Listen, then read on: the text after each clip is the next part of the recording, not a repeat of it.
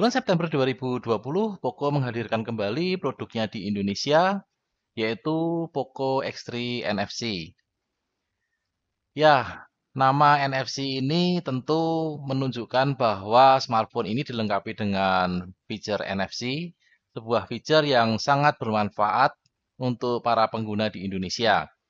Karena dengan fitur NFC ini kamu bisa memeriksa saldo kartu e-money kamu.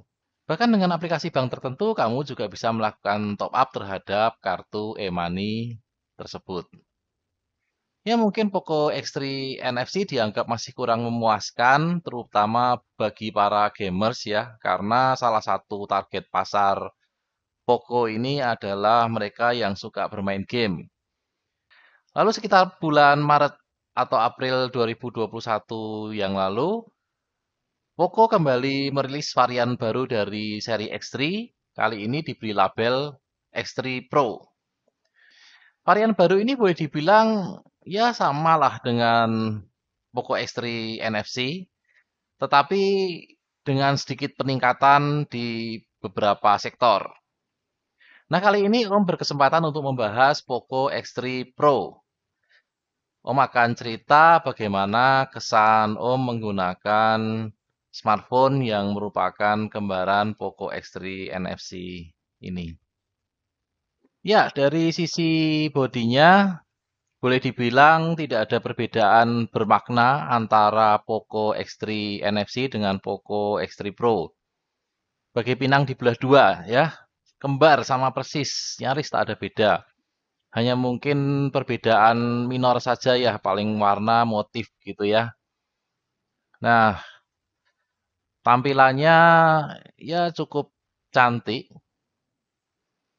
Walaupun ya jujur aja ini agak menyamarkan tampilan plastiknya ya, tampilan cantiknya ini nih.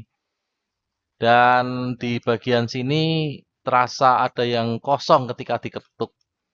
Jadi saran saya berhati-hatilah menggunakan smartphone ini.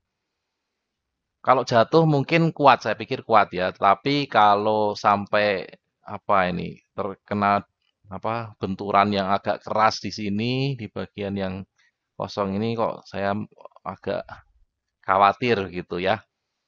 Tapi kesannya tetap kuat kok ini. Solid, solid banget di luar yang itu tadi ya. Kemudian seperti Poco X3 NFC dan juga beberapa seri Poco yang lain, bahkan seri Redmi, sidik jarinya diletakkan menjadi satu dengan tombol power. Sidik jari ini responsif. Ya, sensitivitas ini tentu saja bagus. Hanya kadang-kadang, coba lihat, kita memegang smartphone itu kan seperti ini ya, atau seperti ini. Nah, itu jari kita gampang banget menyentuh sensor sidik jari ini, dan kalau jari kita ada pada memori sensornya, otomatis akan terbuka layarnya ya. Tapi kalau jari ini tidak direkam, ya dia akan bergetar-bergetar begitu, menunjukkan bahwa pembacaan gagal. Ya itu agak sedikit mengganggu ya. Jadi eh, kalau Om sih sejujurnya lebih suka sensor sensor sidik jari itu ada di layar. Tapi ya is oke lah. Tinggal gimana cara kita memegangnya aja. Oke, sekarang kita tengok layarnya. Layarnya ini lebar dan menyenangkan sekali. Tentu bagi kamu pengguna smartphone layar lebar ya. Karena kalau dipakai untuk bermain game atau untuk nonton video pasti memuaskan. Resolusinya adalah 2400 kali 1080. Layarnya sudah menggunakan Gorilla Glass 6, meningkat dibandingkan X3 NFC yang masih menggunakan Gorilla Glass 5. Selain lebar dan juga terang, layar Poco X3 Pro ini memiliki refresh rate 120 Hz. Jadi kalau untuk bermain game pasti terasa menyenangkan karena tidak akan terlihat patah-patah. Dan hebatnya dia tidak selalu beroperasi pada 120 Hz karena pasti akan membuat baterai lebih boros. Dia memiliki teknologi dynamic switch yang secara otomatis akan mengatur refresh rate sesuai kebutuhan. Jadi kadang-kadang dia akan beroperasi pada 60, kadang-kadang beroperasi pada 90, dan jika dibutuhkan benar dia akan beroperasi pada 120 Hz.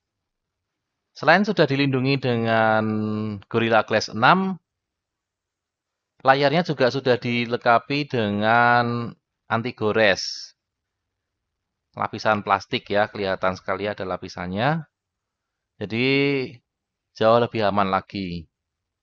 Cuma sayangnya ini kamera depannya di bagian atas ini agak besar ya, agak terasa mengganggu begitu. Terutama kalau kita menggunakan aplikasi yang full screen, memenuhi layar itu nampak banget bagian atas ini kamera depannya mengganggu.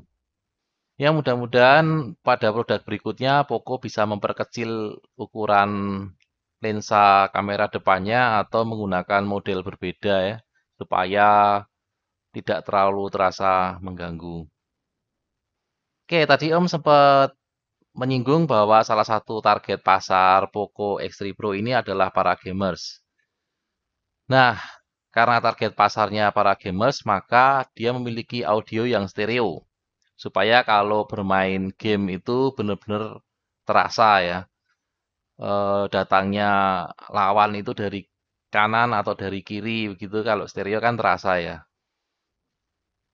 Nah, otomatis kalau kamu memutar audio atau nonton video juga stereonya aktif. Jadi lagu-lagu yang aransemennya stereo begitu, gitarnya sedikit condong ke kiri, misalnya vokalnya condong ke kanan begitu akan sangat terasa sekali menggunakan Poco X3 Pro ini. Bagaimana dengan performanya? Oke, performa ini merupakan salah satu yang di-upgrade dibandingkan dengan Poco X3 NFC. Jadi Poco X3 Pro ini memiliki performa lebih baik karena prosesornya juga lebih baik. Poco X3 Pro menggunakan prosesor Snapdragon 860 dengan fabrikasi 7 nanometer. Sementara Poco X3 NFC menggunakan prosesor Snapdragon 732G dengan fabrikasi 8 nanometer. Nah, peningkatannya pasti akan sedikit terasa ya, terutama kalau digunakan untuk bermain game. Mari kita lihat benchmarknya berikut ini. Ini hasil benchmark yang dilakukan dengan Geekbench. Om tidak menggunakan Antutu karena Om berusaha untuk tidak membiasakan diri menggunakan aplikasi yang tidak ada di Play Store. Itu adalah skor single dan multicore-nya. Kemudian sekarang kita bandingkan dengan smartphone yang lain. Bisa kita lihat di situ skor-skor smartphone yang mengalahkan Poco X3 Pro semuanya adalah smartphone flagship. Dan tentu harganya jauh di atas Poco X3 Pro. Oke, bagaimana dengan Poco X3 NFC? Ya, ternyata masih jauh di bawah Poco X3 Pro. Mari sekarang kita cek skor multicore-nya. Sekali lagi, hanya smartphone flagship yang bisa mengalahkan Poco X3 Pro. Lalu jika dibandingkan dengan Poco X3 NFC, skornya nyaris 2 kali lipatnya ya. Jadi bisa disimpulkan bahwa performa Poco X3 Pro ini sangat meyakinkan. Poco X3 Pro dilengkapi dengan 4 buah kamera. Kamera utama 48 megapiksel, kemudian kamera sudut lebar 8 megapiksel, kamera makro 2 megapiksel, dan sensor kedalaman 2 megapiksel. Jadi sudah bisa dipastikan kamu bisa memotret bokeh dengan kamera Poco X3 Pro. Kemudian di bagian depan ada kamera selfie dengan resolusi 20 megapiksel. Mode kameranya cukup lengkap, bahkan ada mode dual video. Jadi kamera depan dan kamera belakang bisa mengambil video secara bersamaan. Bagaimana hasil potret dan video dari kamera Poco X3 Pro ini? Yuk mari kita lihat bersama-sama.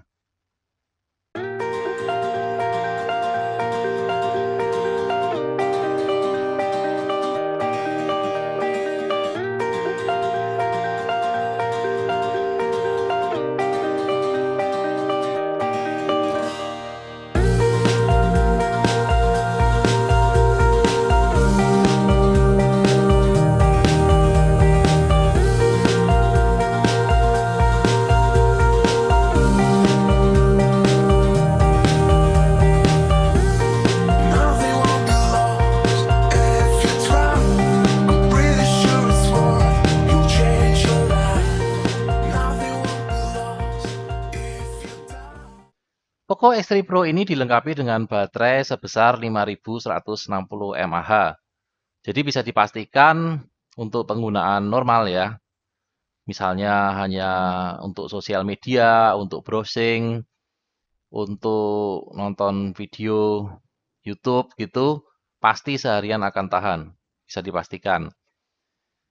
Kecuali kalau bermain game terus-menerus ya mungkin agak boros juga. Nah, baterai 5160 ini bisa diisi ulang dengan cepat menggunakan charger 33 watt.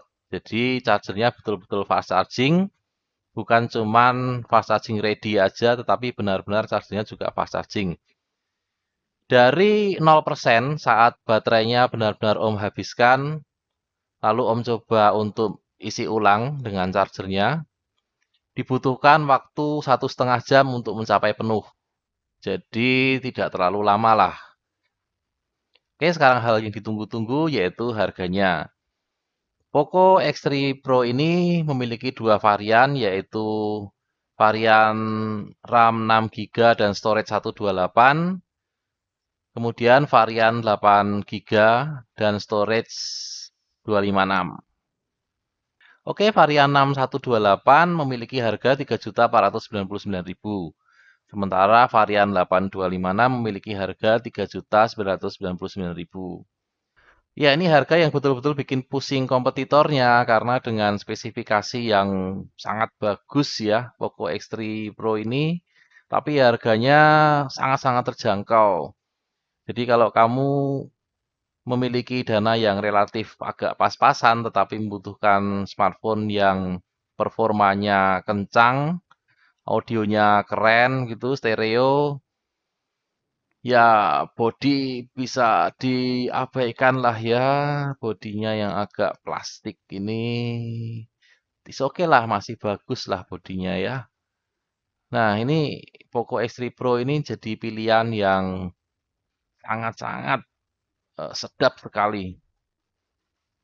Layak untuk dipilih. Oke, itu tadi kesan Om terhadap Poco X3 Pro. Semoga memuaskan keingintahuan kamu tentang smartphone ini dan makin memantapkan pilihan kamu jika memang benar-benar ingin membelinya. Oh gitu doang. Review.